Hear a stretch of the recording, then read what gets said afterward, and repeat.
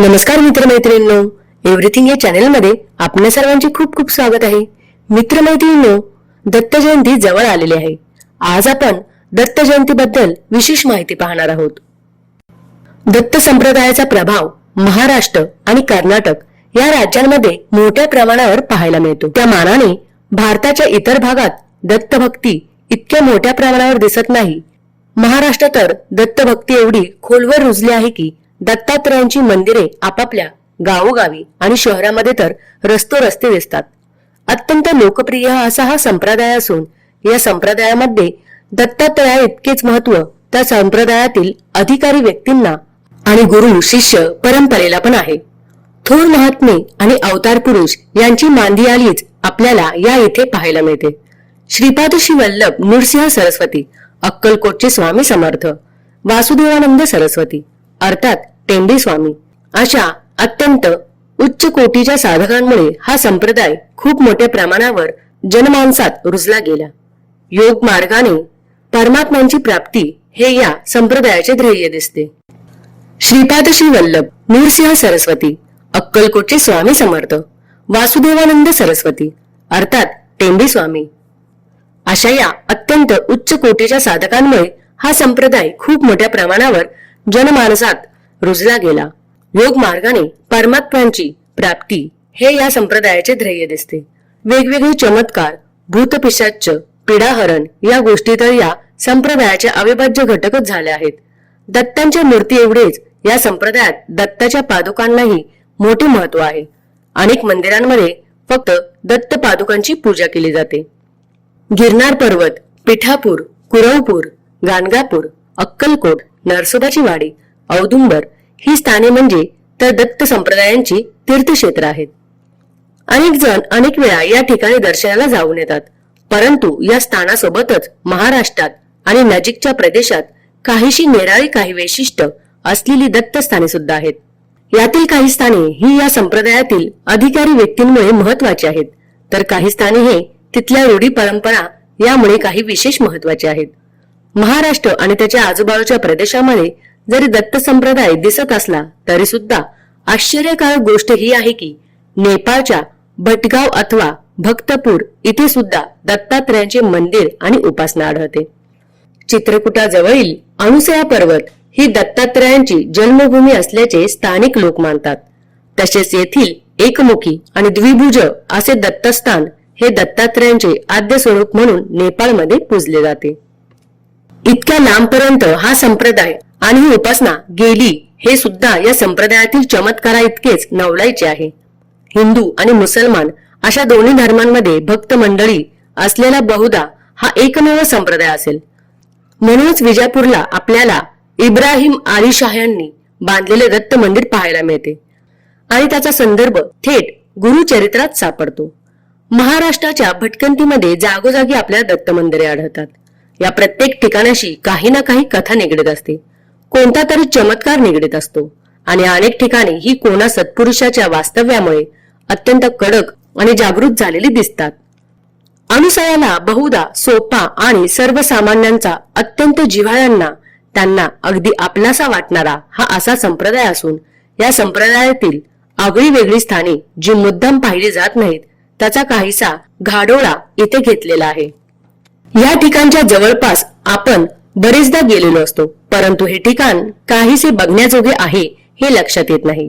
नेहमीप्रमाणे राजमार्गावरून प्रवास करण्याऐवजी आडवाटेवरून केलेल्या या भटकंतीमध्ये जागोजागी दत्तस्थानाचे दर्शन झाले आणि ही भटकंती अजूनच समृद्ध झाली. सायनदेव दत्तक्षेत्र, कडंगची, कर्नाटक राज्यात गुलबर्ग्यापासून 21 किलोमीटरवर गुलबर्गा आळंद रस्त्यावर असलेले हे दत्तक्षेत्र सायनदेवाचे स्थान म्हणून प्रसिद्ध आहे. श्री नृसिंह सरस्वतींच्या करुणा पादुकांचे इथे स्थापना केलेली आहे. दत्तात्रयांची काळा पाषाणातील अत्यंत विलोभनीय मूर्ती येथे विराजमान झालेली दिसते. श्री दत्तात्रयांच्या अवतारा परंपरेतील नृसिंह सरस्वतींचा चरित्र व कार्यविषयक प्रमाण ग्रंथ म्हणजे यांचे शिष्य श्री सायनदेव यांच्या 5व्या पिढीतील सत्पुरुष श्री सरस्वती गंगाधर यांनी श्री गुरुचरित्र हा लिहिलेला प्रासादिक आणि उपदेश स्वरूप ग्रंथ होय.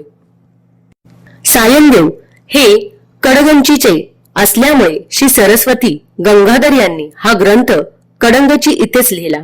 त्याची मूळ प्रत इथे आहे. सध्या त्यावर दत्त मंदिर उभे असून ते आता श्री सायनदेव दत्तक्षेत्र संस्थान या नावाने परिचित आहे. गुरुचरित्राची मूळ प्रत इथे असल्याने श्री नृसिंह सरस्वतींची त्यांची वाड्मय मूर्ती इथे आहे असे समजले जाते. दत्त संप्रदायामध्ये दत्त गुरूंच्या पादुकांना अनन्यसाधारण महत्व आहे. श्री नृसिंह सरस्वतींचे 4 पठ्य शिष्य होते. सायनदेव, नंदीनामा, नरहरी आणि सिद्धमुनी.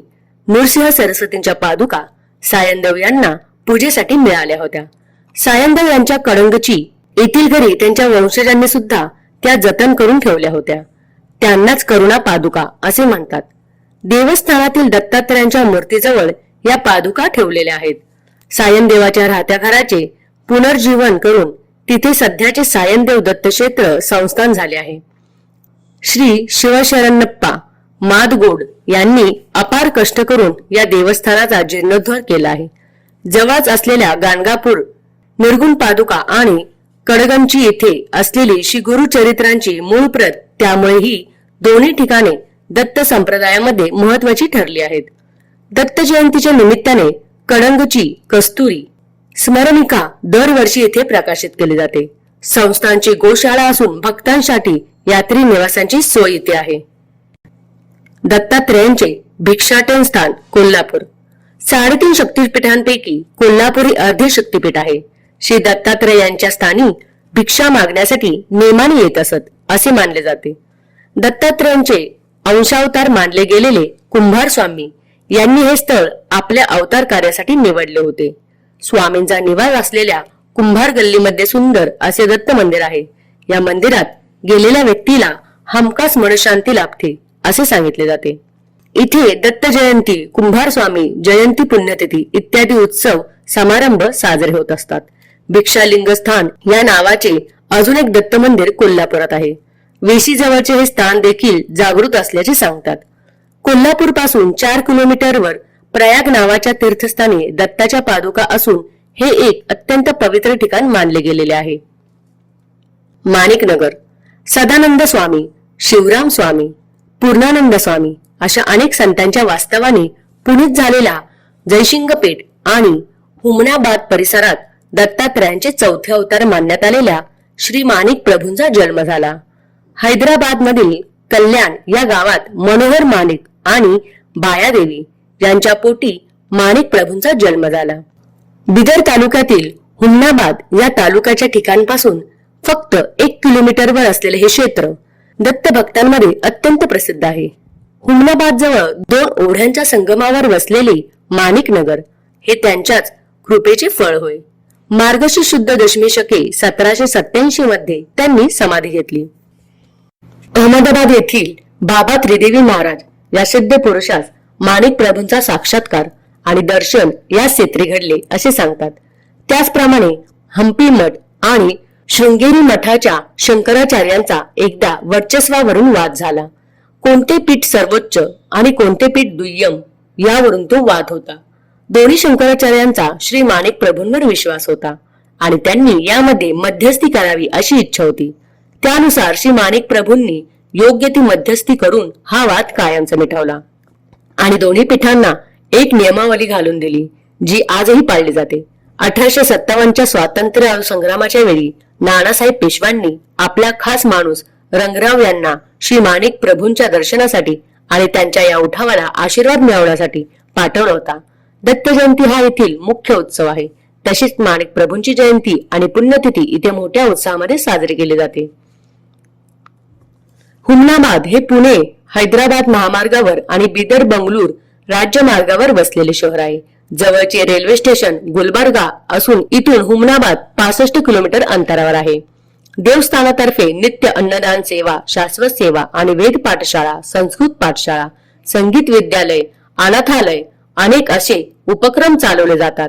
भक्तांसाठी मर्तड विलास आणि माणिक विहार असे 2 भक्त निवास असून भोजनाची सोय नित्य अन्नदान योजनेअंतर्गत मोफत केली जाते. दत्तात्रय क्षेत्र चौल.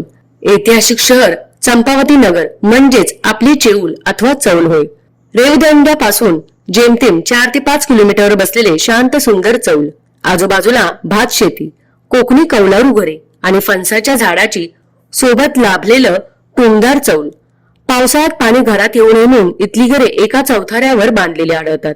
रायगड जिल्ह्यातील अलिबाग, थळ, साखर, अक्षी इत्यादी 8 अगरांच्या मिळून बनलेल्या समूहाला अष्टागर हे नाव पडले आहे. चौल हे या अष्टागरांचे राजधानीचे ठिकाण आहे. चौलपासून जवळच असलेल्या एका टेकडीवर हे दत्तस्थान आहे. ही टेकडी दत्ताची टेकडी या नावाने ओळखली जाते. टेकडीच्या पायथ्याशी भोपाळे तळे या नावाचे एक तळे लागते. तळ्याच्या शेजारूनच पुढे दत्त मंदिराकडे जाण्यासाठी जवळजवळ 1500 सिमेंटच्या पायऱ्या चढून जावे लागते. मोठ्या पायऱ्या आणि दोन्ही बाजूंना असलेली झाडे यामुळे ही चढण त्रासदायक होत नाही. तसेच वाटेत विश्रांतीसाठी बाके केलेले आहेत. डोंगर माथ्यावर रेवदंडा परिसराचा देखावा केवळ अप्रतिम दिसतो. वरती गेल्यावर समोर एक मठ लागतो. तिथे 2 औदुंबर वृक्ष आहेत. त्या वृक्षाखालीच पहिल्यांदा दत्त पादुका होत्या. इथेच वरच्या बाजूला एक मंदिरात दत्त मूर्ती व त्या मूर्तीच्या पुढ्यात मूळ पादुका आहेत. इथे हरे राम बुवा, मुरेडे बुवा, बजरंग दास बुवा, दीपवदास बुवा अशा सत्पुरुषांचे वास्तव होते. पैकी मुरेडे बुवांची इथे समाधी आहे. सन 1963 साली या स्थानाचा जीर्णोद्धार करण्यात आला. येथे मार्गशीर्ष शुद्ध पौर्णिमेला खूप मोठी यात्रा भरते. श्री दत्त ब्रह्मयंत्र कोळंबी. मराठवाडा जसा मंदिर स्थापत्यांच्या दृष्टीने संपन्न आहे तसा तो अनेक वैशिष्ट्यपूर्ण गोष्टींनी पण नटला आहे. कोळंबीचे दत्त मंदिर हे पण त्यातलेच एक वैशिष्ट्य आहे. नांदेड जिल्ह्यातील नायगाव तालुक्यातील नांदेड ते देलगूर मार्गावर कहाळापासून अंदाजे 8 किलोमीटरवर कोळंबी हे गाव आहे. या गावाच्या पूर्वेला एक मठ आहे. तो मठ म्हणजेच इथले दत्त संस्थान होय. इथले वैशिष्ट्य म्हणजे इथे श्री दत्तात्रय यांनी त्यांची माता अनुसया यांच्या प्रतिमेची प्रतिष्ठापना केलेली आहे. शिवाय त्यांच्या जवळचा एका पाषाणावर कोरलेल्या ब्रह्मयंत्राची प्रतिष्ठापना सुद्धा केलेली आहे. याला श्रीयंत्र असेही म्हणतात. या ब्रह्मयंत्रावर विविध प्रकारचे चिन्हे कोरलेले आहेत. एकूणच अशा प्रकारचे ब्रह्मयंत्रे फारच कमी आढळतात. शृंगेरी आणि कोळंबी अशाच ठिकाणी ही यंत्रे असल्याचे दिसते. यापैकी काशी येथील यंत्रे हे मॅक्स म्युलर स्वतः बरोबर इंग्लंडला घेऊन गेला. शिवभक्ष नावाच्या एका योगी व्यक्तीने आपल्या योगविद्येचा आणि सामळाशास्त्राच्या साहाय्याने मुखेड जवळील डोंगरातून वरील ब्रह्मयंत्र शोधून काढले व त्याची कोळंबी येथील मठात स्थापना केली असे इथे सांगितले जाते. कोळंबी येथे कार्तिक शुद्ध पौर्णिमेला 3 दिवस मोठा उत्सव होतो. पहिल्या दिवशी अन्नपूजा, दुसऱ्या दिवशी महापूजा, तिसऱ्या दिवशी पालखी आणि चौथ्या दिवशी काला असा भरगच्च कार्यक्रम असतो. ब्रह्मयंत्रास पंचामृत स्थान घालून त्यावर तांदळाची रास रचतात. राशीतील तांदळावर यंत्राप्रमाणे चिन्हे काढतात. हा सोहळा मोठा प्रेक्षणीय असतो. मंदिराच्या पूजेची व्यवस्था मठाधीश महंताकडे असते. हा महंत ब्रह्मचारी असावा लागतो. अनेक खचलेल्या पिचलेल्या लोकांना हे देवस्थान म्हणजे एक संजीवनीच वाटते. इथे आल्यावर अनेक शारीरिक आणि मानसिक व्याधी बऱ्या होतात असा गाढ विश्वास भक्त मंडळांमध्ये आहे. देवदत्त गुरुदत्त असा नामघोष या ठिकाणी अव्याहत केला जातो. तर मित्रमैत्रिणींनो, अशा प्रकारे दत्त महाराजांची मंदिरे आडमार्गी अशी खूप प्रकारची आहेत. तर मित्रमैत्रिणींनो, हा एक व्हिडिओ आज तुम्ही पाहिला आहे. यातील उर्वरित माहिती आपण दुसऱ्या व्हिडिओमध्ये पाहणार आहोत. तर मित्रांनो, ही माहिती तुम्हाला कशी वाटली ही मला कमेंट करून नक्की सांगा. आणि हा व्हिडिओ जर तुम्हाला आवडला असेल तर जास्तीत जास्त लाईक आणि शेअर करा. आणि असेच विविध प्रकारचे व्हिडिओ पाहण्यासाठी आमच्या चॅनलला लाईक आणि सबस्क्राईब करा आणि बेल आयकॉनला प्रेस करा. धन्यवाद.